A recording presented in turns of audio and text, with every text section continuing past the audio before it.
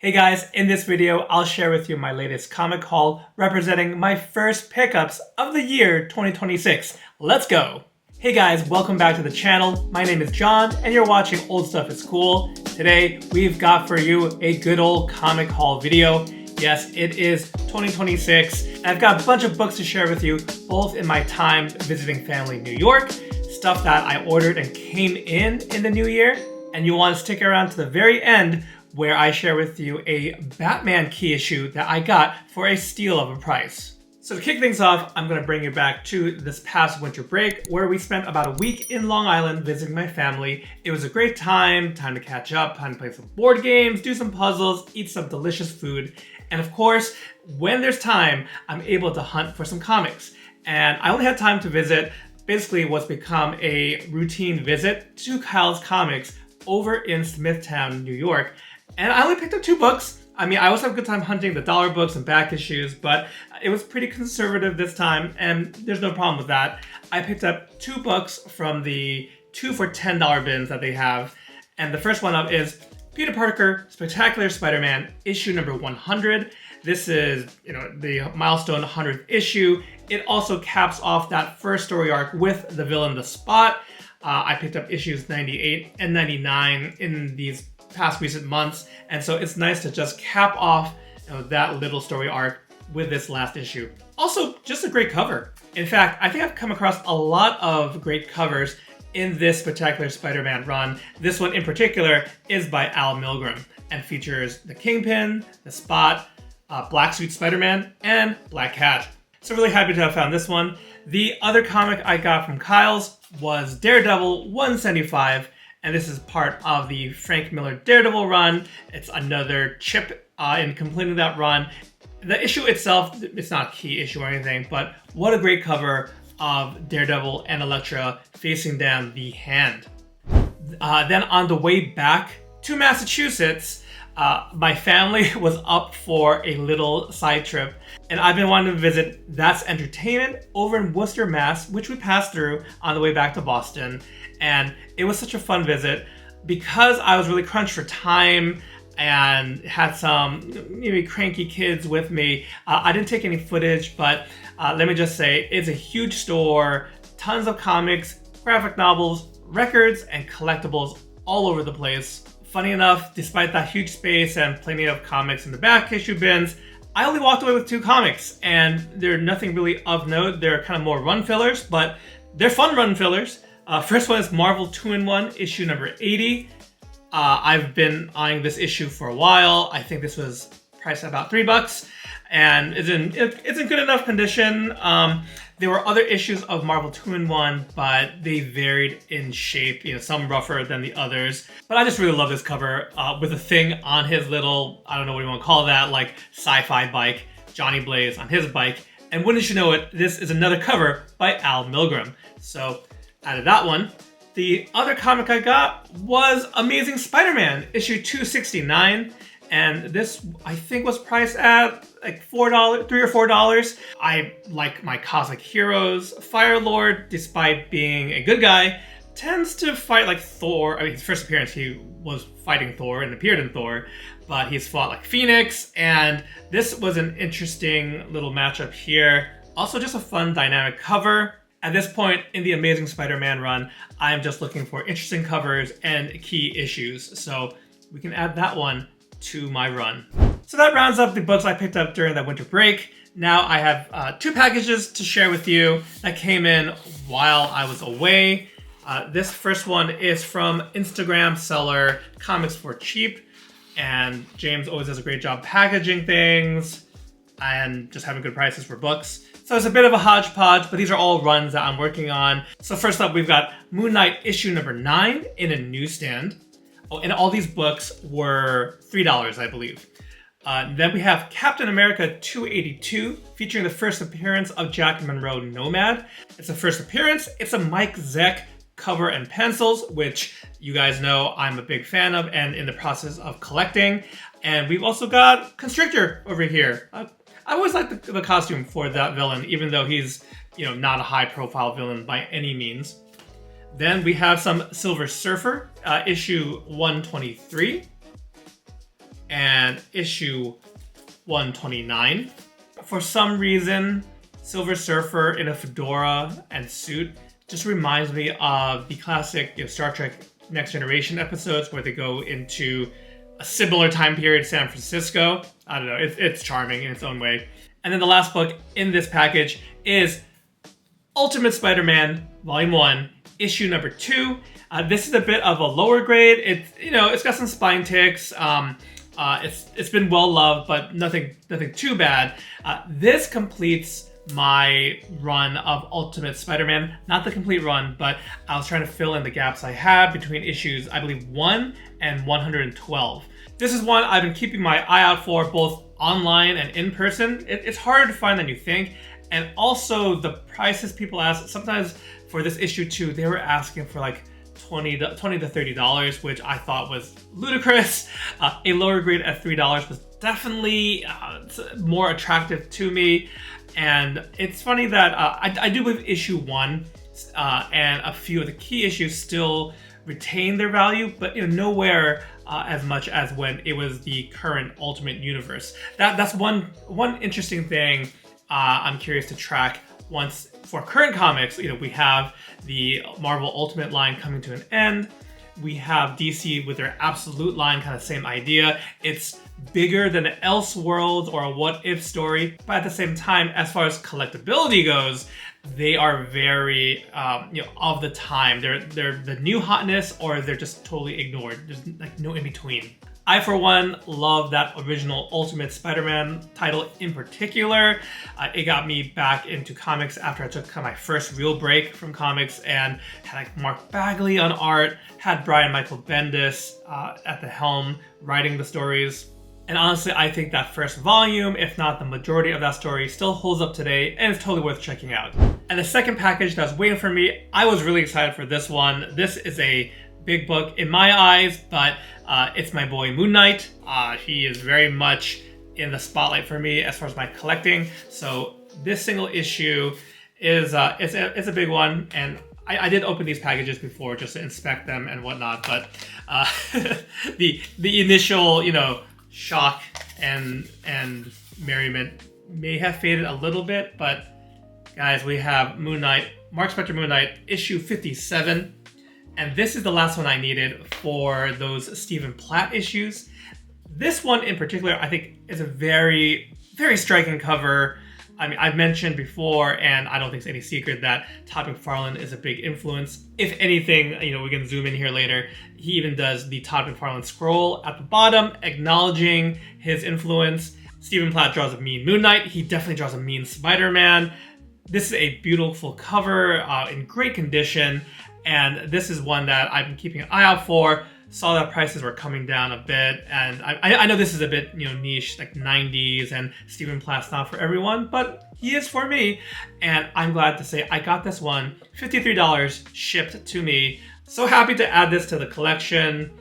This would definitely have made it onto 2026 wish list if I didn't find it already. But I would say this is probably one of the first big acquisitions of the new year.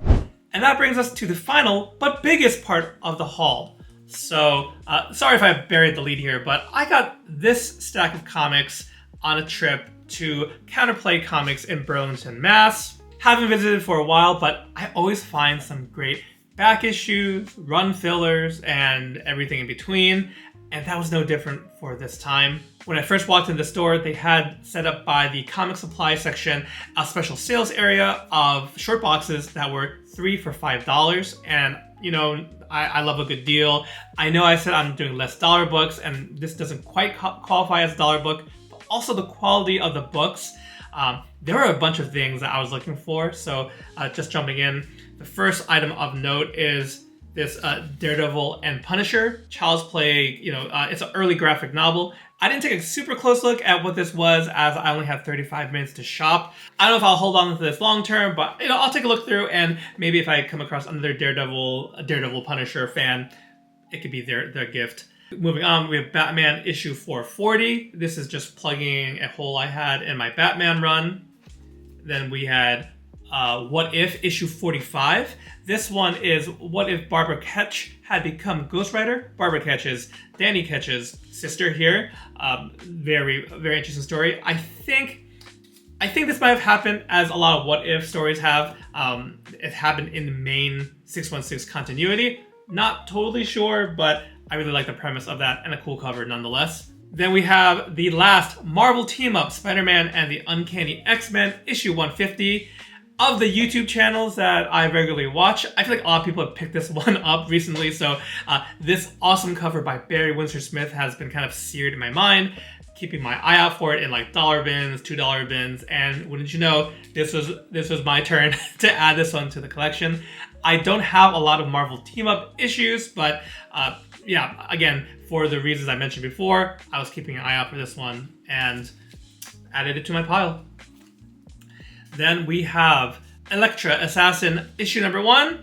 I only have 3 issues missing in this miniseries. I picked up other issues from this miniseries out of $1 bins, and issue number 1 sometimes can go up to I think like $10 or so. This is what I needed, and it's a great Bill Sienkiewicz cover. I haven't read the story yet. I've heard mixed things about the story itself, but hey, the completionist in me, and at the very least for art's sake, happy to get that one. And then the series that I've been going back and forth, being very wishy-washy on whether I want to collect or not, is Sensational She-Hulk by John Byrne. But there were tons of issues in the boxes, and I thought, hey, why not make a little dent in this series? So we got issue 3, cool cover of Spidey there. Issue 6.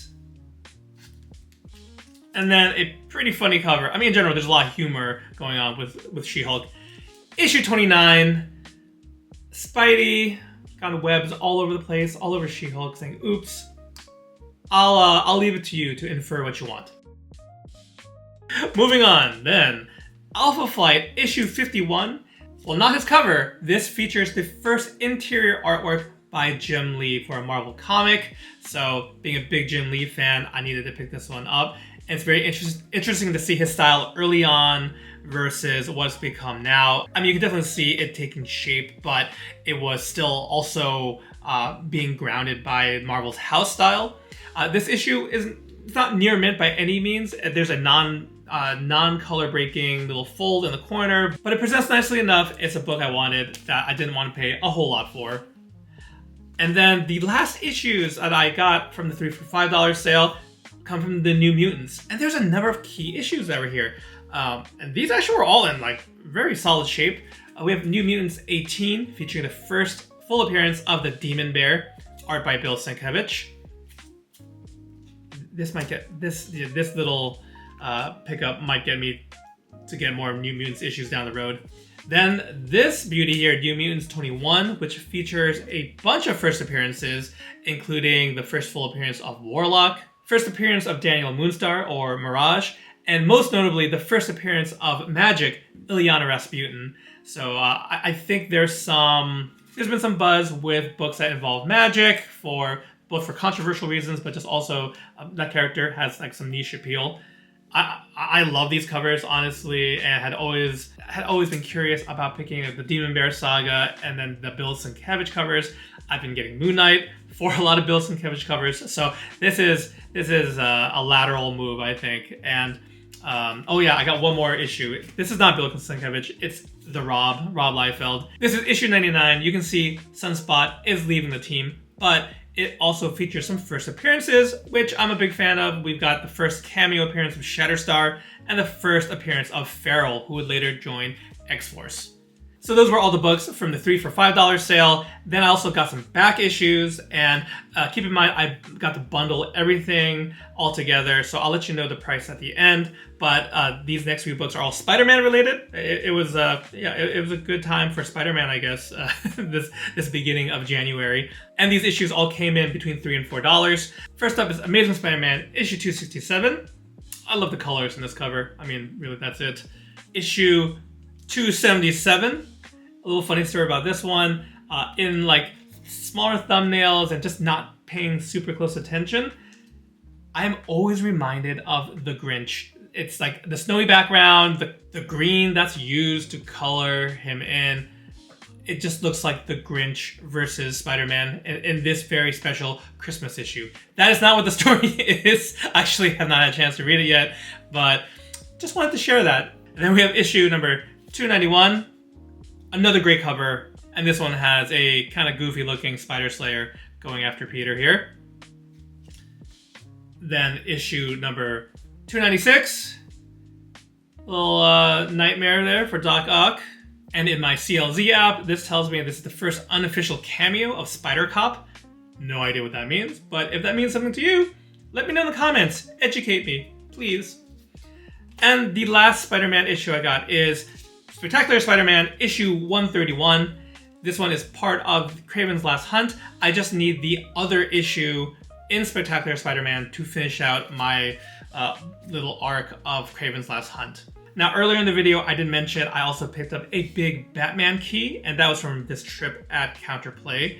I noticed on the wall this very special book that had caught my eye. It is Batman issue 423, featuring an iconic cover by Todd McFarlane. It is the first print, and it's a little hard to divvy up as I bundled everything together, but essentially got this one for $60. Which is a great price, as normally the first print in good condition goes for easily over $100. The main issue here, and I'll roll the footage, is that there is a non-color breaking bend on the bottom right corner. So maybe this fell into the corner of a comic box, or how it's stored kind of had this line going. Also, the interior pages are I don't know what's more off-white than off-white. But the interior pages also show a little bit of age. Now, the fun thing about this one is I think I'm going to have some help in getting this book pressed. This is one that is staying in the personal collection, but I'd love to pretty it up a little bit. So this will be my first venture in getting help with some pressing. It's just such a great cover. I mean, Todd McFarlane, I know, is the favorite artist for some. He is probably one of my favorites. I talk about Jim Lee and others a lot more, but it's almost like a given that a Todd issue, a Todd cover is going to command a lot of interest. And you know what? This goes along with getting more Batman books. It's the DC character that I probably started with the earliest, and probably for the same reason that I hold Spider-Man and X-Men in such high regard and nostalgia. It's the same thing with Batman. So really, even if this book stays as is in the condition that it was, I think $60 is a great price. Altogether, I got all these books for $100 out the door. Hey guys, so John from the future checking back in. This is after the clean and press of Batman 423, and I'm just astounded. Keep in mind, I've never sent in anything to grade. I've never done any cleaning or pressing of any of my books. And also, just a quick heads up, normally I would shout out the friend who helped me do this, but in general, they like to keep a low profile. So I'm going to respect their wishes, but if they do watch this, thank you so much. Not only did he press this Batman book, but I had a few other kind of like mid-grade keys, books that are like forever in my personal collection type books that could use a press as well. And he had mentioned that whenever you set up the press, you can easily bang out like 10 books. Granted that there's nothing super crazy to work on, so I really should have done a before and after of them, but either way, I'm walking away from this process just super impressed. I mean, I showed you guys before where this whole bottom right corner was folded, and also he helped educate me on other kind of I was gonna say defects, but just other imperfections in the book that he worked out, like a dent that was over here, and a lot of it is just kind of putting in the elbow grease, putting in the work to make the book look better. So yeah, I would say very happy with the results of this book, with the results of the other book, And now I've got this Batman key all nice and shiny for my personal collection. This friend also offered to teach me some cleaning and pressing techniques if I was interested. And I think I might take him up on that. And that might be something fun to bring you guys along as I'm learning this part of the hobby. Yeah, I guess between this one and Moon Knight, two big books added to the collection this time around. So that's gonna do it for this video. Did you have a favorite book in the pickups? We got a lot of good ones to choose from. Let me know down in the comments below. But otherwise, I just want to thank you guys for taking some time out of your day for checking out this video, and I hope to catch you in the next one. Take care.